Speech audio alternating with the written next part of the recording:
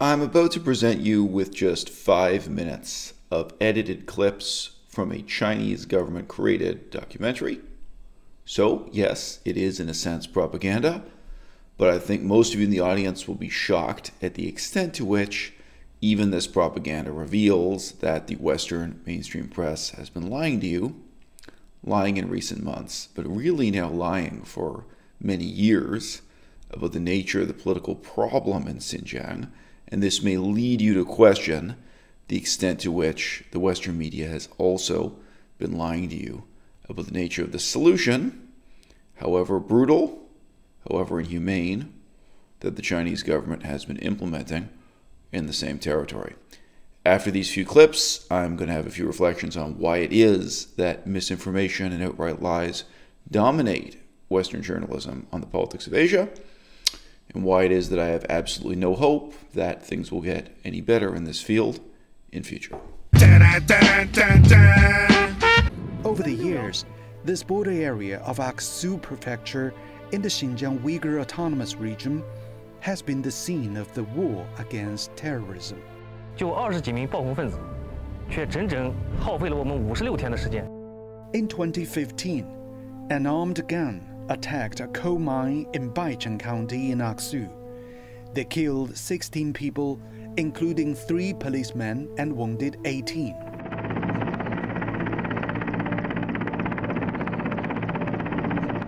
This picture from the mine monitor shows the brutal killing. Wang Gang's unit was sent to catch the terrorists.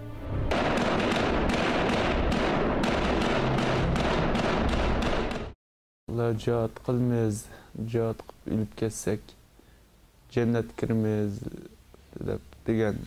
Shu vaqtda meni qo'lim qilishni berib, birimizning qo'liga birdan qilishmadi. Chopsan, o'ltirsak, jannat kirmaymiz, shahid bo'lmaymiz, o'lib ketsak dedi. Turhong was the only gang member to surrender. All the others were killed in the police manhunt. His grandfather, Mullah Turdi Niaz, turned him in. The 74-year-old told us at that moment there was no other option. Kendim mağdım turğunni oturğu sulap, aqsın haydap mağdım men. Eda g'ajab napartim bile. Agar ya qaçma o'bidab qalsa, azula uray pachaqni qotay degan kelgan. Mullah Turdi says his grandson is responsible for his crime. He also says Turhong had been brainwashed by extremist ideology, mainly from others with close links with the East Turkestan Islamic movement. Now based outside Xinjiang, the ETIM is seen as a terrorist and a separatist organization throughout the world.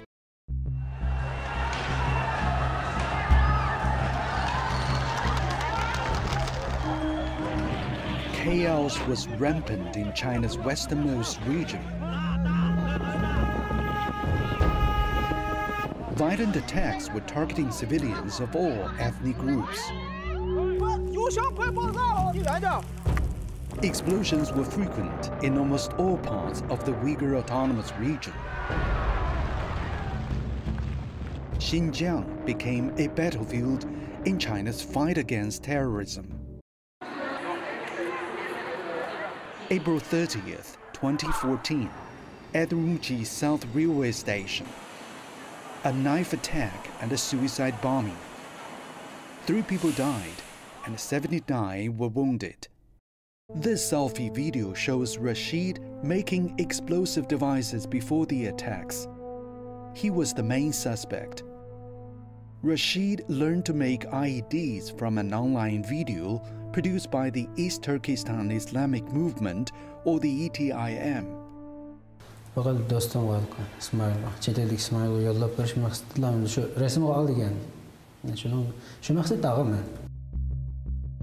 The foreign friend Rashid mentions is Ismail Yusuf, a member of the ETIM.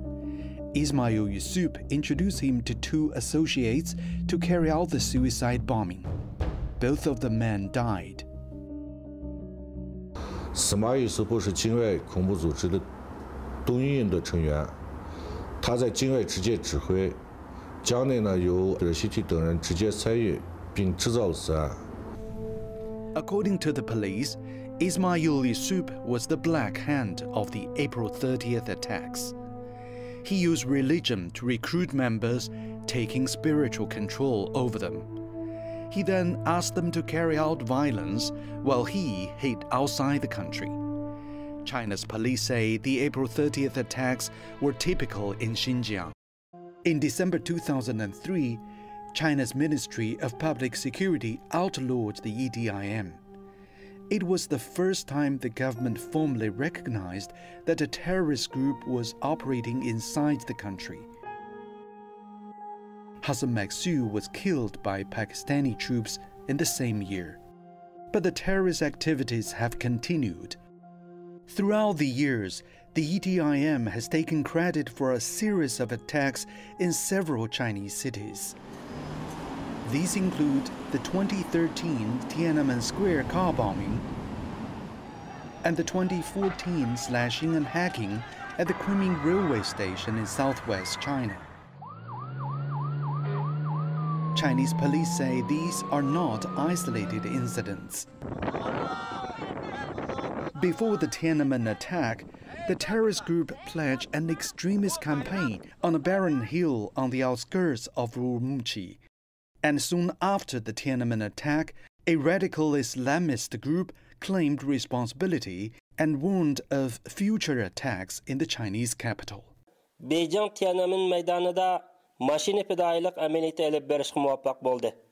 Allohning izni bilan bu jihodiy amaliyot tirisiga sig'mayotgan takabbur Xitoy hokimiyatini qattiq vahimaga soldi. I would like to think that anyone who disagrees with my own political approach to this problem would nevertheless have the detachment to recognize that there's a huge gap between the way the Western media presents this issue and reality.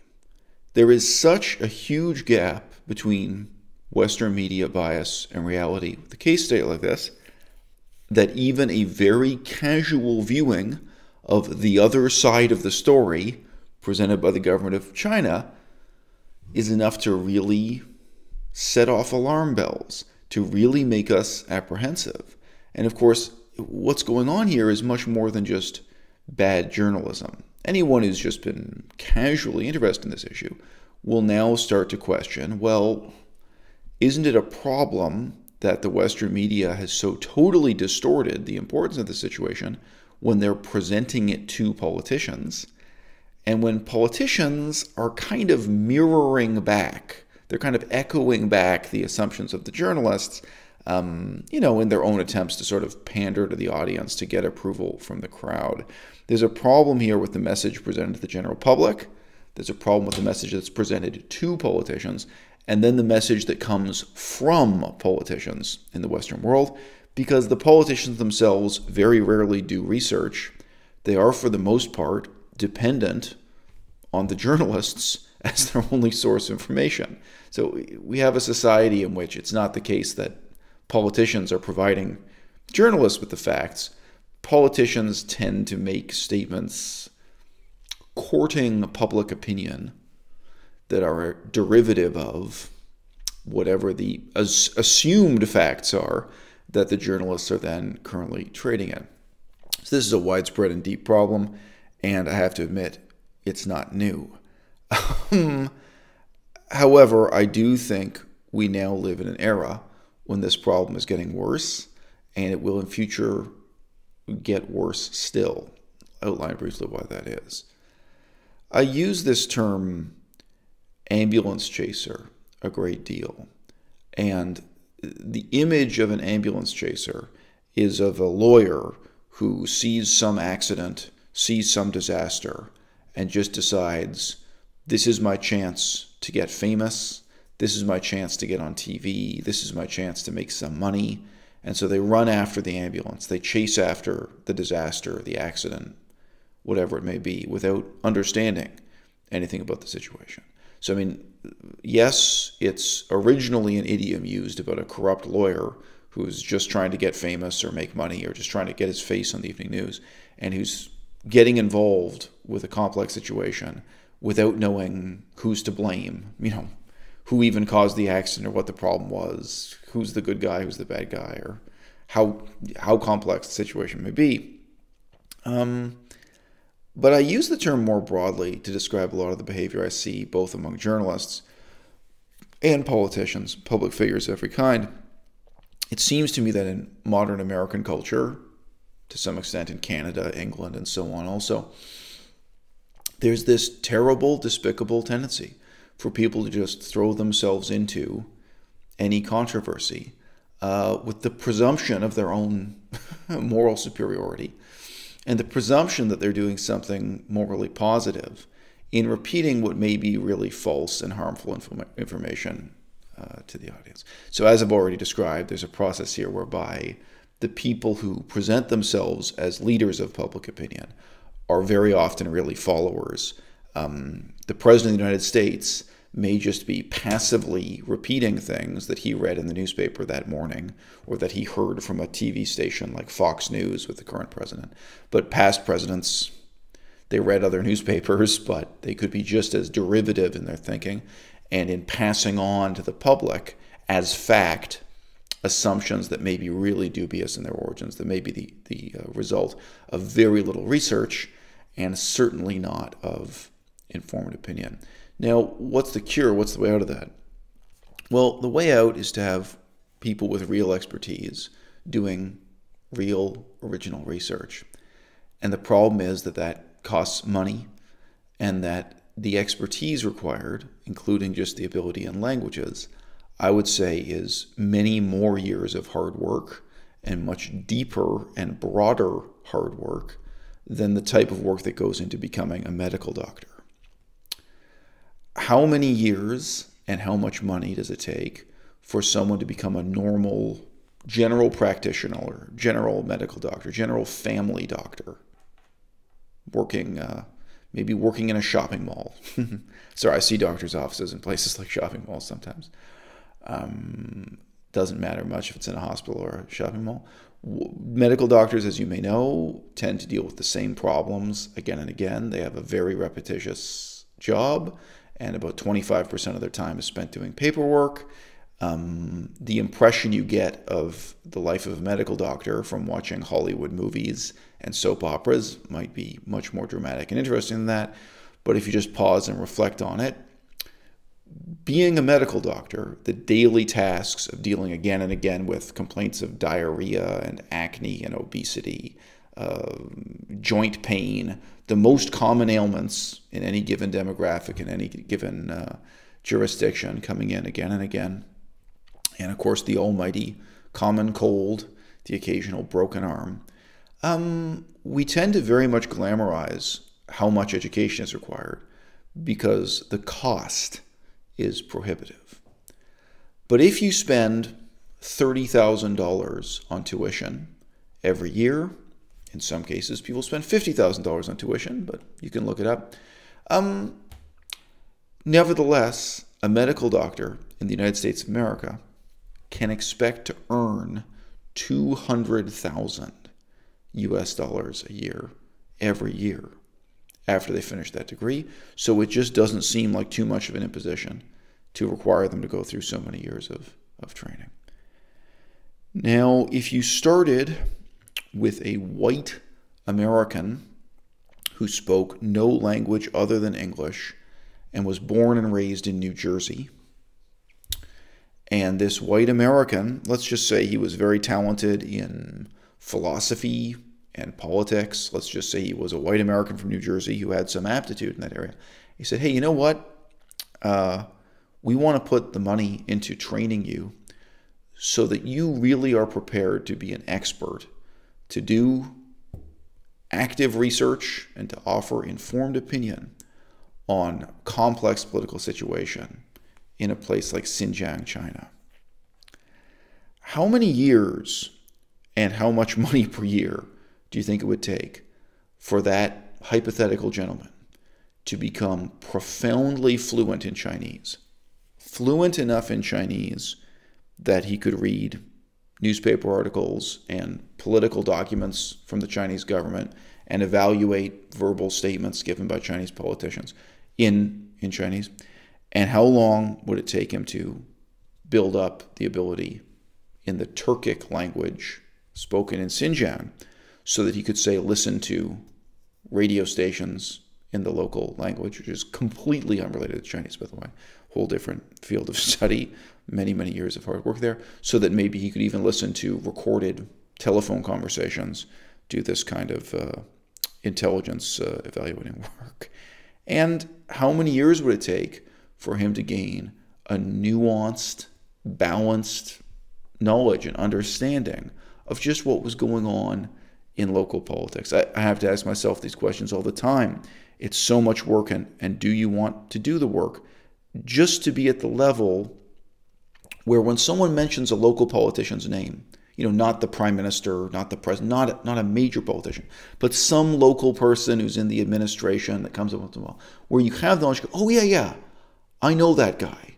And when you mention his name, I can tell you 4 or 5 things he's done over the last 10 years. I know something about that politician's political leanings. So to have that level of familiarity with local politics at the provincial level, at the city level, town by town, to be able to speak on, in this case, the efforts of the police, of the education system, of the military over, say, the last 20 years, and to know at that level of precision what's been going on, and to have some sense of the character and motivations of the people at different levels, what's been successful, what's been tried, what's failed. Maybe some of the pilot projects the government tried and then abandoned, and then that explains why they adopted a different strategy later. To train and educate someone to play that role would cost much more money and require much more dedication than training someone to be a normal medical doctor who can deal with the common cold, pregnancy, twisted ankle, diarrhea, the regular medical problems that people commonly have. And education in that area, I'm in a position to know, I'm in a position to complain. It costs just as much as the education to become a medical doctor, if not much more. And the pay you can expect, the possible earnings you could ever have if you develop this kind of specialized expertise in political science of Asia, shall we say, is absolutely zero. And that's why people like myself don't develop the expertise, we don't get the university degrees, we don't go on to that kind of career.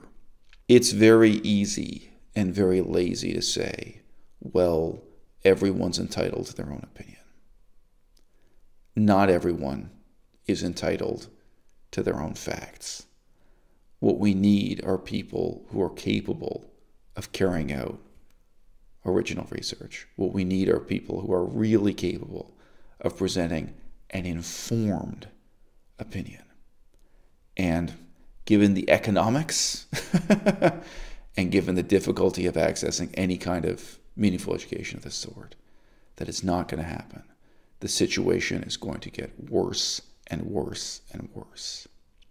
And I say that as someone who sunk years of his life into developing ability with the languages and developing knowledge of the history and developing knowledge of the contemporary politics in countries like Cambodia and Laos, with a keen awareness that I was one of very, very few Western voices who had any expertise in that area and who could offer kind of unbiased, analytical, and pro-democracy view of that part of the world. And then looking at the road ahead and realizing there was absolutely nothing but penury and personal devastation. Dun, dun, dun, dun.